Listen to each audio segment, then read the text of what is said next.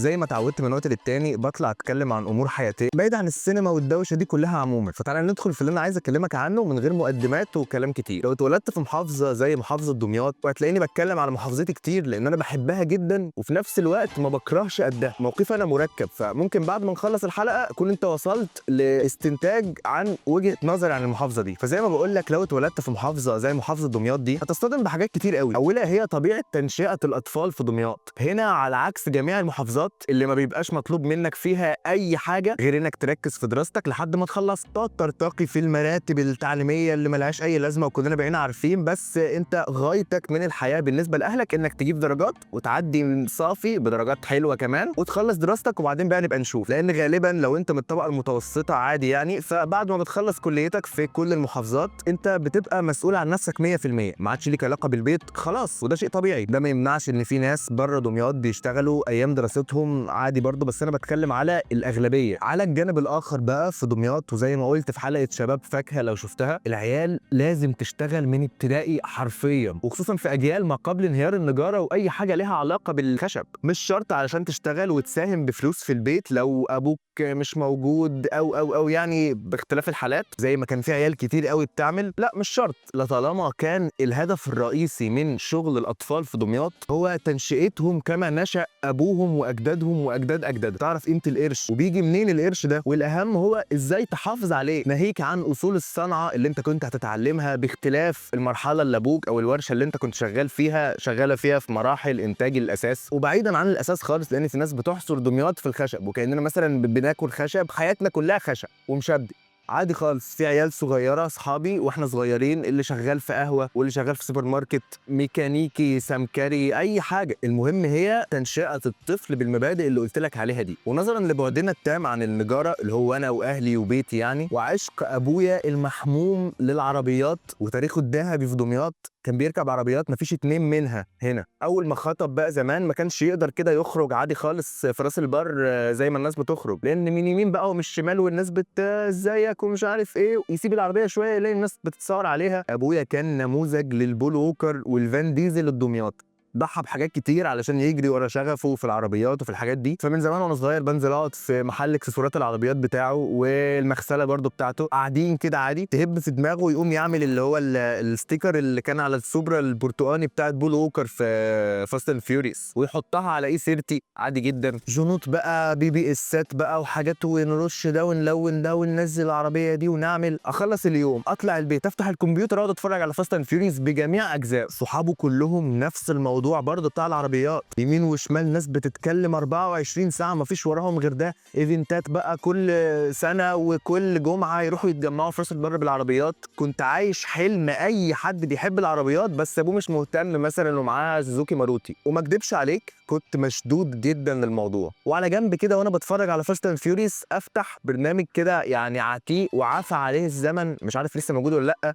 اسمه فيديو ستوديو. اخد مثلا السباق الاولاني في فاست 2 اللي هو رفعوا فيه الطريق ده والعربيات نطت وبتاع، اخده على التايم لاين وشويه لقطات من فيديوهات كيم بلوك الله يرحمه، واديها بقى تقطيع وبتاع، حاجات رديئه جدا بس كنت مبسوط. اكتشفت برنامج اسمه كامتازيا وده ساعتها كان فتح عظيم بالنسبه لي. ومن التجربه اللي ما بتشغلش حتى 5% من يومي قدرت ان هي تتغلب على ال 100% كاملين في اليوم اللي هي العربيات. اتسحلت في حوار المونتاج ده وان انا اكاريت فيديو اكتر من قصه العربيات دي خالص. وشويه شويه بدات ما اطيقهاش اصلا ولا احب اتكلم فيها، اقف بس كده في محل الاكسسوارات في الاجازات وفي رمضان وبتاع بس مش مهتم. فضل جوايا شغف صناعه فيديو، حوار ان انا يبقى في دماغي فكره جات لي في اي وقت ما قدرت اني اقدر احولها لملف MP4 والناس تتفرج على الملف ده ويفهموا الفكره اللي جات لي في دماغي دي بشكل اوضح بكتير من ان انا افضل اشرح لهم فيها. الموضوع ده كان مجنني. اليوتيوب اصبح التلفزيون بتاعي من وانا في اوائل سنين في ابتدائي. بتفرج على جميع البني ادمين اللي تتخيلهم على يوتيوب، ومحاولات بقى لا تعد ان انا اعمل قناه في يوتيوب، ومره اعمل شانل انزل فيها ريميك لفيديوهات الايفنتات بتاعه العربيات ليه اصلا معمول مونتاج ما تفهمش انا كنت بعمل ايه، بس هو شغف تايم لاين. شويه اجيب ماتشات بيس من على اليوتيوب افضل اقطع فيها وبتاع واحط عليها اغاني. فاكر انت فيديوهات مهارات كريستيانو رونالدو على مهرجان عالم فاسد؟ انا عملت حاجات من دي كتير، وحاجات كانت تجيب فيوز وانا مش فاهم ايه الفيوز دي، ما انا مش عارف اصلا. انا بعمل، انا بس بخرج الفيديو من برنامج المونتاج انزله على اليوتيوب وانا مش فاهم بقى اي حاجه غير دي. المهم ان انا بعمل اللي انا بحبه ده وبس. شويه اجيب كليبات لعمرو دياب وبتاع واقعد برضو اقطع فيها بشكل عشوائي جدا ورديء جدا وانزلها برضو. 66 مليون محاوله صناعه ست في البيت واصور عليه اي هاتش، وفي الاخر حد يدخل يقوم مقطعه لي وانت بتعمل ايه وبتاع. ملايه على الحيطه قد يكون مثلا كاروهات اتعامل معاها معامله الجرين سكرين. انا مش عارف اصلا الجرين سكرين دي بتشتغل ازاي، بتتنور ازاي، بتتعزل ازاي في المونتاج، ما عنديش فكره. بس انا مبسوط بالجو، حاسس ان انا شبه الناس اللي انا بتفرج عليها دي. بيعدي الوقت، تيجي فتره كورونا وبتنتشر بابجي بشكل كبير جدا، وكنت بلعبها اكتر وقتي. اشتغلت مع ستريمرز مشاهير ولاد لن ينالوا ان اسمهم يتقال هنا لان هم شويه زباله يعني. كنت مودريتور في اللايف نفسه، امسح كومنتات وارد على الناس وبتاع. بعد ما اللايف يخلص احمل الستريم كله، ابدا اقطعه، اطلع احسن جيمين ولا حاجه وينزلوا على يوتيوب. كانش معايا بقى بطاقه ولا كان معايا اي حاجه، لسه عيل صغير ومحدش اصلا فاهم انت بتعمل ايه. فاكيد مفيش حد هيثق فيك ان هو يديلك مثلا اكونت بنك ولا اي حاجه، ولا حتى فودافون كاش يتبعت لك عليه فلوس. فكنت بأسر الشر وخليهم يبعتوا لي قبضي كيو سي في بابجي. مغفل، انا عارف طبعا ان انا مغفل جدا. ما كانش ساعتها الهم فلوس تماما، انا بشتغل الشغلانه اللي انا حاببها ومبسوط جدا، وبالليل بفتح العب بابجي واكونتي فيه يو سي كتير ومن غير ما ادفع جنيه، ومعروف في ستريمات في طبعا مغمورين 13 واحد بيتفرج عليهم، وستريمات تانية في بال 30,000 بني ادم بيتفرجوا دلوقتي وعارفين رامز وعارفين اكونته. انا مبسوط بالجو ده، وفعلا ساعتها الفلوس ما كانتش مهمه تماما. مش انا بس بالمناسبه، اي حد كان بيمارس الشغلانه اللي هي بتمثل شغفه في سن صغير ما كانش مهتم بالفلوس تماما، سواء بقى بيرسم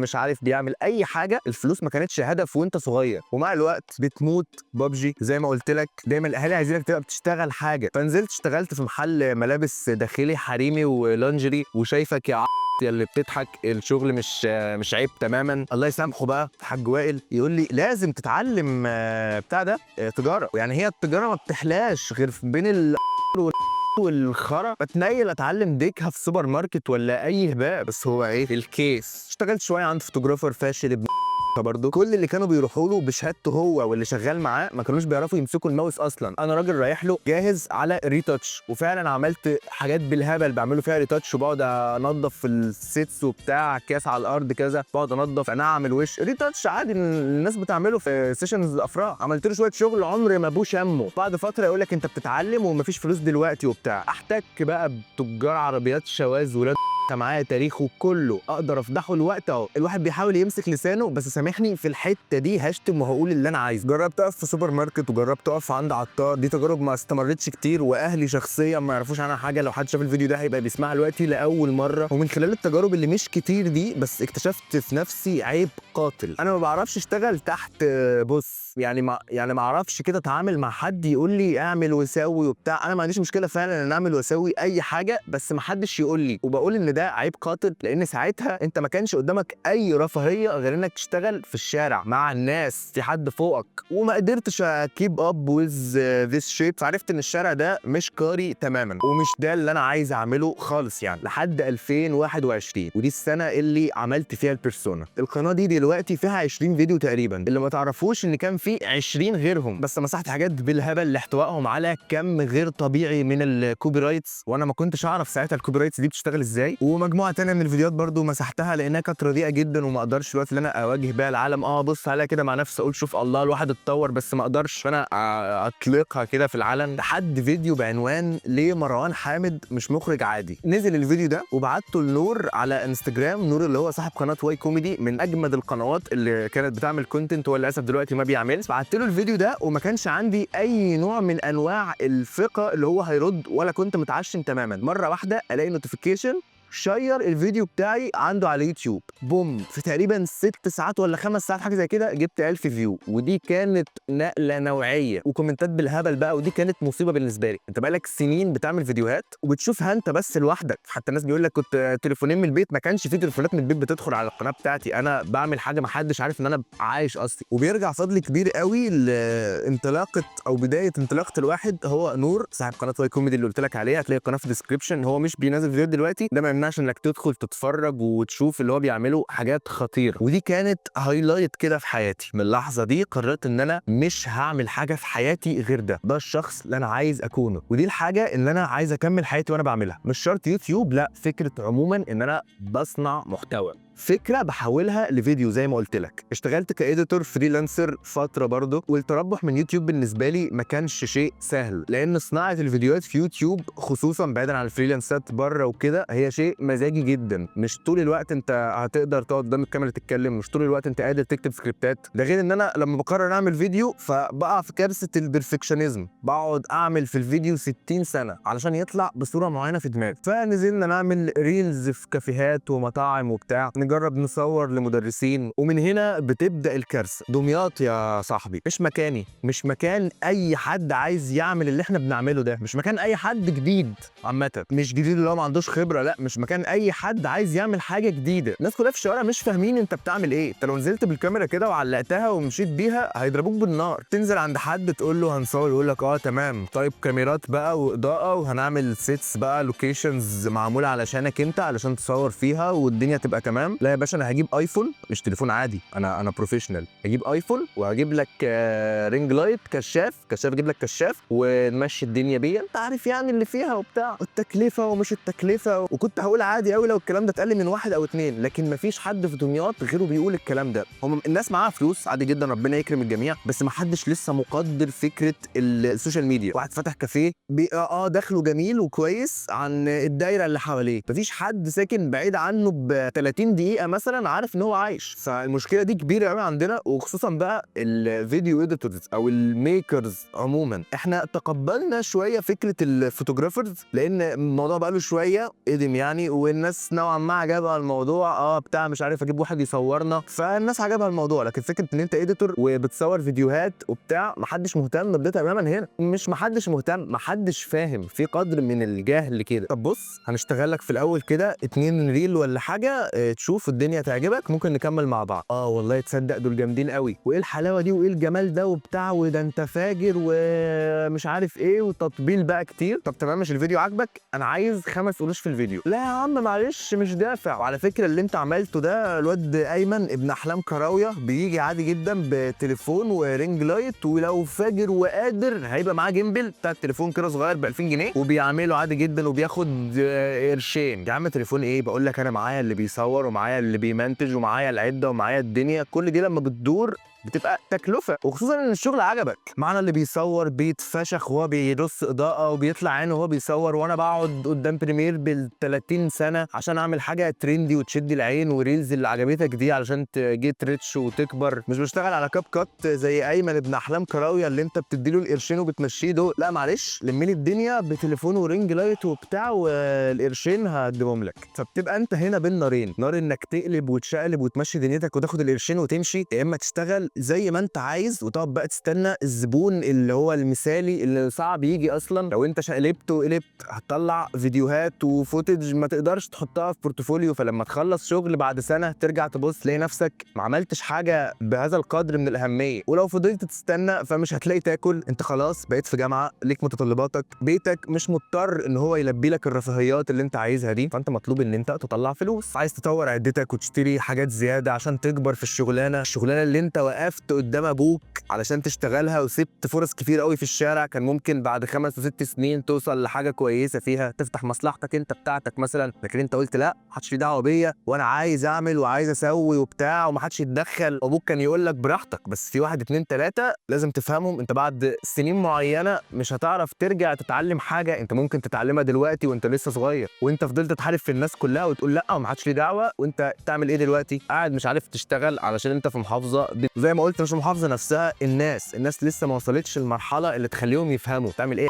احنا هنلحق عليك ولا على العربيات؟ انت فعلا وصلت لحته كويسه في وقت قليل، ومش كاره اللي انت بتعمله، بالعكس انت مبسوط من نفسك، بس برضو المناخ مش مساعد، مش سامح انك تتطور زي ما كان هيسمح لو انت بره دمياط. طب ايه ده انا جالي اوفرز من شركات في القاهره بفلوس تسمح لي ان اعيش والدنيا تبقى جميله، هنخرج بقى؟ لا والله، ده في خازوق هنا بعد ثانويه عامه اسمه الكليه، لازم تقعد تخلصه وبتاع وبعدين تسافر. طب هل لما اخلص الثانويه هلاقي الاوفرز دي بنفس الفلوس موجوده؟ طب انت راجل في شغلانتك دي اصلا لازم تفضل متابع. ده انا غبت سنه في ثالثه ثانوي، رجعت لقيت ستايل مونتاج ريلز كامل انا ما اعرفش عنه حاجه، فانت لازم تفضل مواكب اللي بيحصل. طب خلاص هركز في يوتيوب ونكرف لاي حاجه تانية. تتفاجئ ان خلال اخر سنتين يوتيوب منصه اتشقلب حالها. يوتيوب بقى عايز منك كحد ادنى 3 فيديوهات في الاسبوع، يا سيدي فيديوهين في الاسبوع، علشان يبقى عندك فرصه ان انت تظهر في الاكسبلور مثلا او تظهر للناس او تكبر. طب يا عم انا شغال لوحدي، انا مش معايا شركه كامله، حد بيمنتج لي وحد بيرفع لي وحد بيصور لي وحد بيعمل لي ثامبنيلز وحد بيرص اضاءه وحد بيعمل، انا لوحدي. ولو معايا واحد صاحبي مش هنقدر ان احنا نطلع هذا الكم من الانتاجيه اللي انت عايزها علشان تطلعني مع الناس. انا لوحدي بكتب وبسجل وبجمع ماتيريال وبمنتج وبقطع صوت وبلون وبعمل، وساعات لما بحب اخف شويه من مونتاج الفيديو سي بنضطر ان احنا نصور علشان مونتاجه بيبقى ابسط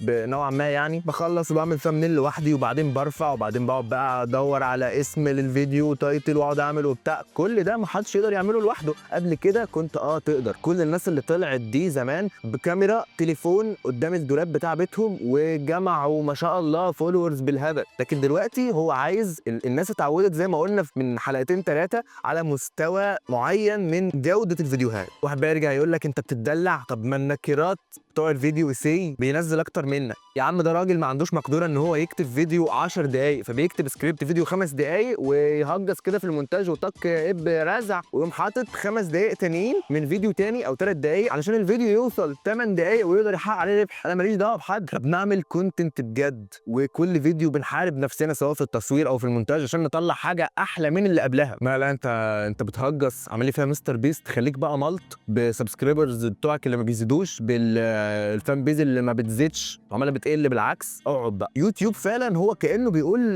لامثالي كده اجرب اجي على نفسي في مره واقلب في الكتابه واقلب في المونتاج، وبدل ما كنت بقعد اعمل في الفيديو بال10 ايام، لا ده انا منتجته في 7 ساعات وقت قياسي ورفعته تاني يوم اللي هو الفيديو اللي فات ده. وكون ان انا بسمي مونتاج ال7 ساعات ده قلب، فدي نكته بالنسبه لنايك الفيديو سي، لان هم في العادي بيمنتجوا الفيديو في ساعتين، ولو حد وصل لساعتين بوم طخ هق وقطع. حتى لو انت مستخدم فوتج من على النت ما بتظبطش السكيل بتاعها، تلاقي فيه كليب من فوق ابيض واسود ومن تحت اسود وكليب تاني قلب معمول له زوم ان قوي. فحوار ال7 ساعات القلب ده بالنسبه لهم نكته. الفيديو اللي فات اللي انا شقلبته ده النهارده وانا بصور الحلقه دي هو جايب في يومين بالظبط 4.5، اللي قبله جايب في 4 اسابيع تقريبا او 3 اسابيع وشويه جايب 10,000. يعني 100% اللي انا قلبته هيعدي الفيديو اللي انا عامله باتقان. وللاسف حاسس ان انا بضحك على نفسي. السؤال هنا واللي بوجهه للناس اللي بتتفرج، الناس اللي بتتفرج على الشانل دي بصفه دوريه وبيشوفوا اي حاجه بتنزل ومهما بقطع بيرجعوا يشوفوا، دول موجودين وانا عارف ناس منهم كتير في الكومنتات. قولوا لي اعمل ايه؟ هل انت مش مهتم بجوده الفيديوهات على قد ما انت مهتم بالعدد، ولا عايز جوده وعدد مش مهم؟ وما تقوليش وسطا الامور، لان لو فكرنا فيها مثلا لو جيت واسطه، بدل ما انا بعمل الفيديو في شهر